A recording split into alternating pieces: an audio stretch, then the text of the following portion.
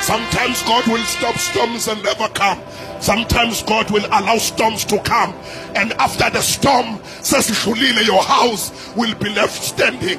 Abantu bathusele kanjani kulesi hurure singaka uthi ngiyamazi ngiminaye othi he will never leave me nor forsake me. He is my foundation, he is my roof, my strong tower.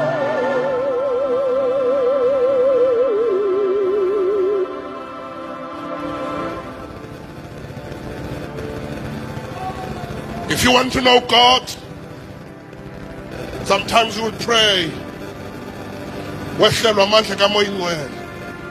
but that's not enough.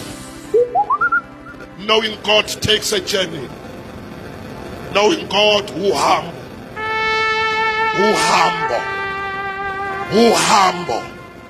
You are not killed. You are being taught who God is.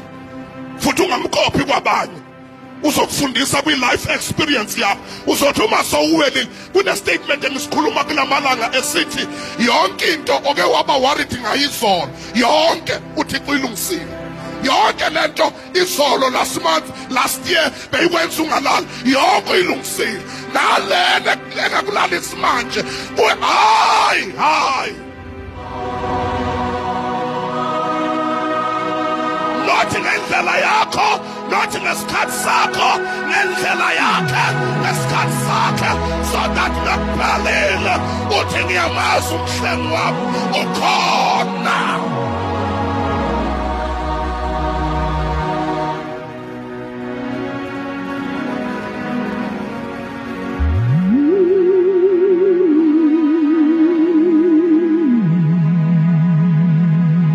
Somebody say hallelujah. Somebody say glory.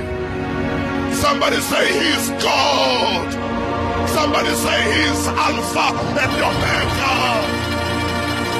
Somebody say umumafuga anachini. Aishiani naldoda. Aishiani niswasame.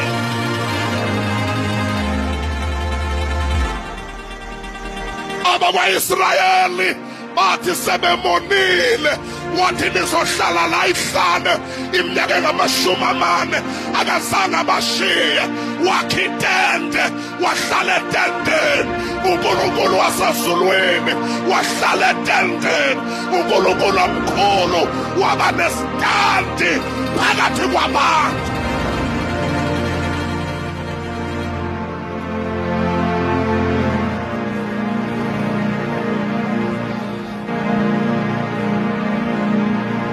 I want to tell you, 40 years was a long time.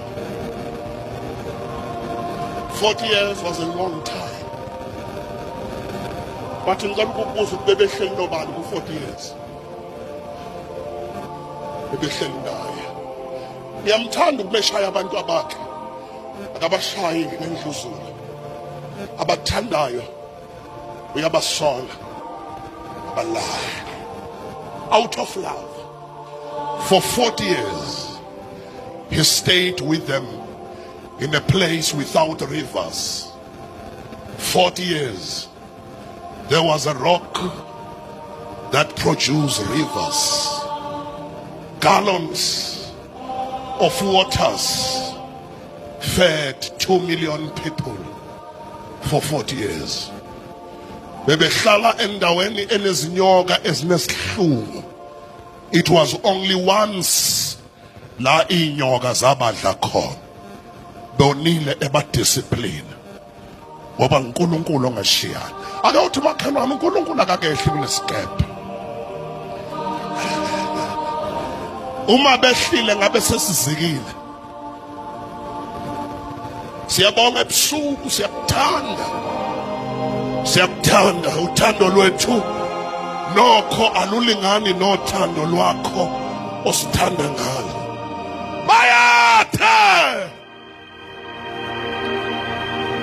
busisizwe lakho silifunda ngoJesu Nkosi yethu. Matthew 14. Namhlanje ngifuna sikhulume ngamazwi athi what do you see? Do you see God? Or do you see your challenge? What do you see?